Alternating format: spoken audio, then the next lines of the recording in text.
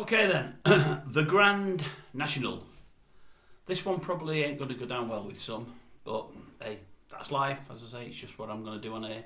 I'm going to tell you what I think, and whether it's right or wrong, it's my opinion. It's all about opinions. Anybody that agrees, comments below. Anybody that doesn't, comments below. I've been away for the weekend. Saw a little bit of the National on TV, but barely saw it. Know that it was disrupted. Knew that they were going to attempt to disrupt it because they put it in all the media last week, or it was in all the media. I think the Daily Mail did an expose, Sunday Mail, I think that was. So we knew they was going to try and do something. They did. They were part successful in that they held up the Grand National. They upset a lot of people, but in the end it got going. I've just listened. I'm back today from being away, and I've just listened probably about an hour ago to the guy that runs the opposition, the animal rights guy, that's front and centre of this, trying to disrupt things like the National on TalkSport. And here's my take on it, rightly or wrongly. Here's my take on it. If anyone's seen any past videos, and most of you won't have done because they've not yet been watched, but that's only because people don't know I'm there. As I say, I'm hoping in time people will see many of them and will go back and refer to ones they've not seen, but that ain't down to me, that's down to yourselves.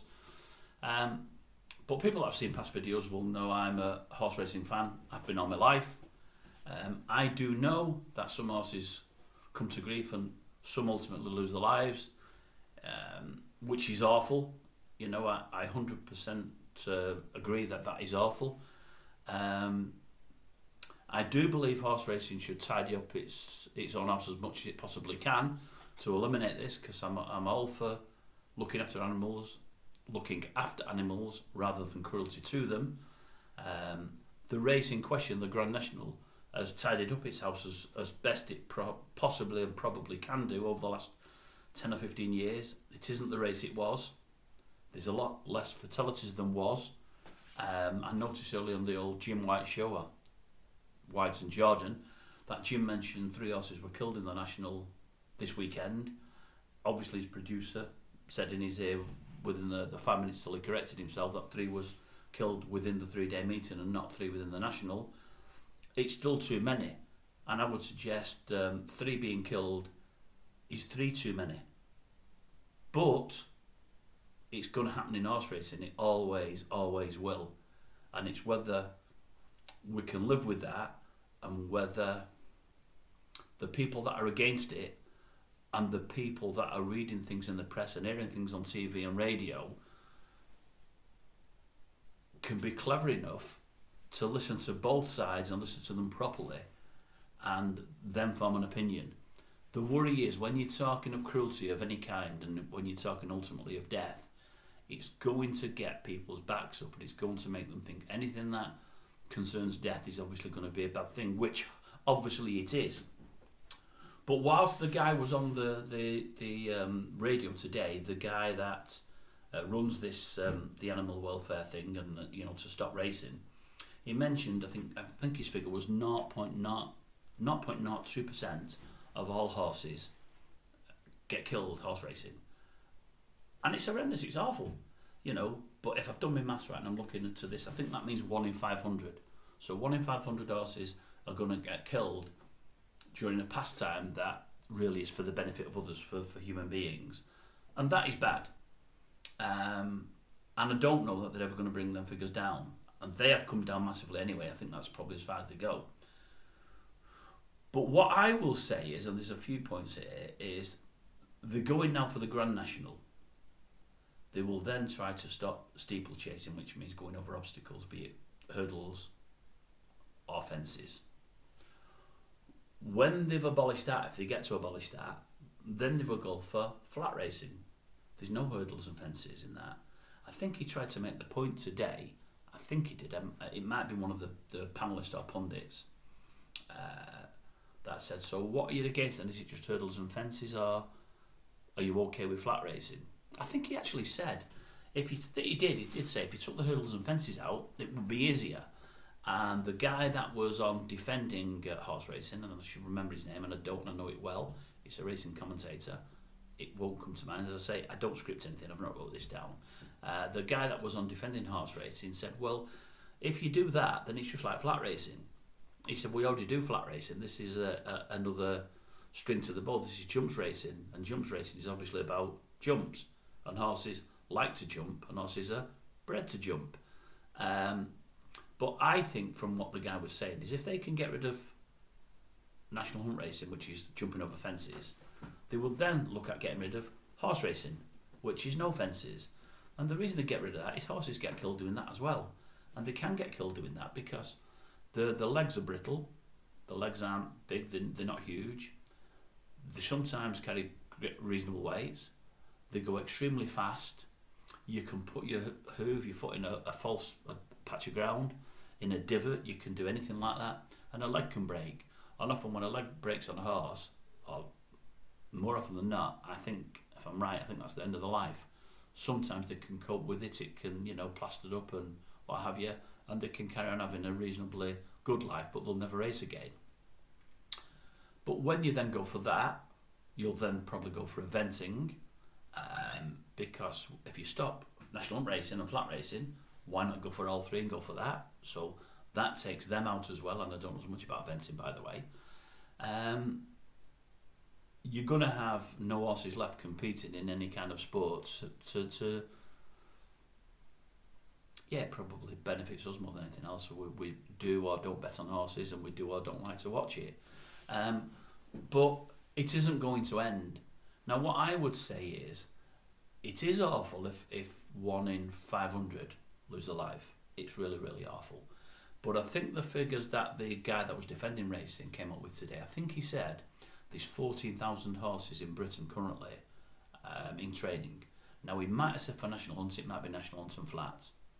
That might also include Ireland, although if that was only England, Scotland and Wales, then if you put Ireland on top of that, there's a hell of a lot more than 14,000. I mean, it's probably the biggest sport in Ireland at this moment in time. It's massive. But if there's 14,000 throughout them all, maybe there's been 16,000 or 18,000 being born, horses that is, and maybe 3,000 or 4,000 haven't made the cut and haven't made it. So there could be 18,000 there, but let's say there's 14,000, and of that, 0.02% may die, and it's awful. I know it's awful, but it may happen. But what you've also got to look at is you've got, I think I heard about a year ago, there's 7,000 stable staff in England, Wales and Scotland alone. That isn't without Ireland. Then you've got all your trainers, then you've got all your owners, then you've got, and some of them are syndicates, one horse can have 50, 60, 70 owners, all giving pleasure to those owners. Then you've got all the people that work in TV and radio and media. So all of those people, if there's no horse racing, are going to lose their jobs. All of those people. It's a hell of a lot of people. Do we really want them all on the dole and all without work? That's number one. But number two, what I would say, and nobody's ever touched on this, I mean, I'm not stupid, I'm going to sound it now when I say this next bit, but horses obviously can't talk. Unless is it Dr. Dolittle who could talk to the animals? They're never going to talk to us, we're never going to be able to talk to them. But let's say 14, 15, 18,000 horses are born this year in Great Britain to race next year and for the coming 3, 4, 5, 6, 7 years, whatever the career might be.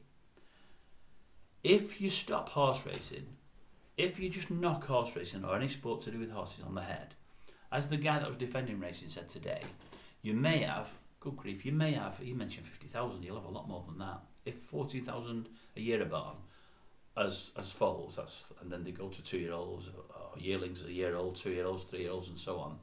In flat racing, many horses retire at 3, 4 and 5. Some of them go to 8, 9 and 10. In jumps racing, national hunt racing, they normally run, most horses run till at least 10, 11, but many run till 13 and 14. So if you multiply that by the 14,000 a year, there's hundreds of thousands of horses out there. If you stop horse racing tomorrow, and anything to do with horse sports, you've got all of those horses that need to be homed and need to be looked after, or do you just cull them and kill them all? I'm sure the people that want horse racing stopped don't want to do that. But how are all those race horses going to be homed? I would suggest it's an impossibility. How could you home them all and find good homes for them? How many of those horses will not be looked after? They'll go into decline. They may not get fed. They'll die of malnutrition and everything else. I mean, it'd be absolute carnage. So that's one point, and that's the point that the gentleman made that defended horse racing today. But a point I will make, and as I say, it's something that we'll touch on the Doctor Do a little bit now, you imagine there's 14,000 horses a year that are born. They're born to race. They're born to race against other horses. If we get rid of horse racing, in all forms, national hunt, flat racing, eventing, show jumping, if we get rid of all these things, there's no need for any of those horses. So we're not going to kill 0.02% of them a year because they're competing, but we're going to not kill, but not give 100% of them a chance of life. Now, 1 in 500 may die, and I know that's awful. But 499 in 500, in nearly all cases, because there is a little bit of animal cruelty, it's been seen before in horse racing where a trainer's not looked after a racehorse. I've seen instances where jockeys have punched racehorses, but they've been seen and they've been done, they've been reprimanded. But that'll happen in all walks of life. That could happen with horses that don't race and aren't on the TV. You know, there could be people, and I know it's a crazy analogy this, but there could be people in fields today all over the country that don't get on with the horse and they kick it or punch it. It's animal cruelty, it happens everywhere. The great thing about horse racing is, often when it happens, it's being captured on film, it's being seen because there's cameras everywhere. If it's in horse racing stables, it may be captured by other stable workers or trainers. So I think you're negating that problem more within sport than you would outside of sport. But what I'm getting at is, if there's 14,000 horses being born a year, and the number is probably higher, we stop horse racing, we stop eventing, we stop everything, them 14,000 aren't going to be born. So they're never going to get life. So we're not killing them horses, we're just not giving them life. Now if you look at it this way, 1 out of 500 will die, 419 out of 500 won't. Then 419 out of 500, definitely in flat racing, and many of them in jumps racing, but in flat racing, this is the way a horse's life goes in flat racing. They're born as a foal. They then go on to be a yearling. Okay? They might run till 3. Some retire at 2, but it's very rare, but it's happening now and again more often than before. They might retire at 3, 4 or 5. Over the course of their life, they're looked after on a daily basis by grooms, by stable staff who look after them and often love them. You know, they're almost like pets to them. They get attached to them, they love them, they give them everything they may need. They're in nice warm stables, lots of hay, lots of food, lots of water, and lots of exercise, which means it keeps them fitter than if they were being fed and drunk every day and eating loads and loads of more than they need and putting on weight and getting overweight. So yes, they trained, but they're used to training because it's how they're brought up and it's bred within them from the mothers and fathers. So they're used to the training. So they train, they eat, they drink, they sleep in nice conditions. They rub down every day, they're combed every day, rubbed down, brushed, looked after, they're groomed every day. They have the manes and the tails and whatever else cut. They have vets on hand 24/7 if they have any issues of any kind, and they're kept in good health as best possibly can be. They race. When they finish racing, if they're a male, especially if they're any good, then they might have the next 5 or 10 years at stud. So they might be seeing 3 or 4 female horses a day, having a bit of how's your father, being well fed for it and whatever else, sleep at night and then go again. Now, somebody said that's wrong, that's something's constantly, but, human beings might love that, they're having the old how's your father on tap, and it probably isn't a bad life. If they didn't want to do it, they wouldn't do it, I wouldn't have thought. The females are getting pregnant and having foals and being looked after throughout that, which is what happens with humans. You get pregnant, but I'm sure you'll get better looked after as a horse than you would as a human being, So, if the game is finished, if the game gets finished, and I think there's every chance it could do, I hope it doesn't, but I think there's every chance it could do, because the animal rights people have got an agenda there. And when you start spouting in all forms of media and you shout loud enough about death and about cruelty and all of these things, a lot of people will jump on that bandwagon and be on the side of that, without knowing the full argument and without knowing the other side of things. And it's a worry for me because I think it's a great sport, horse racing, at all levels and all kinds, be it flat or jumps. It's produced some great horses, great trainers, great jockeys. The stable staff, they love what they do. They love the horses tremendously. And I think it'd be a shame. Oh, and lastly, and I can't believe I've forgotten this, horses die in fields. They die in fields injuring themselves.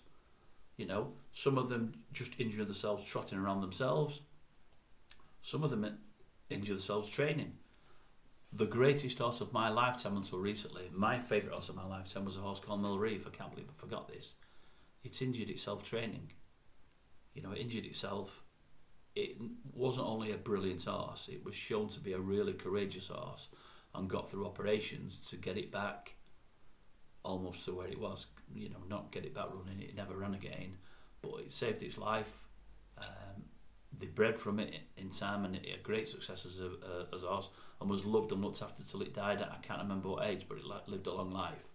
Some horses don't come back from a broken leg. I think it had a split pastern, whatever that may be. I'm not clever enough to know. But many horses don't recover from that, or they don't operate. The horse gets put down. In this instance, they didn't, and it was great that they didn't. But that horse got crocked training, but crocked in such a way it would never run again competitively. And that happens all the time. It's happened to 5 or 6 horses, well-known horses this year, and will every year. And it's happened to probably a lot more less well-known. And many of them, won't race again. So it isn't just racing,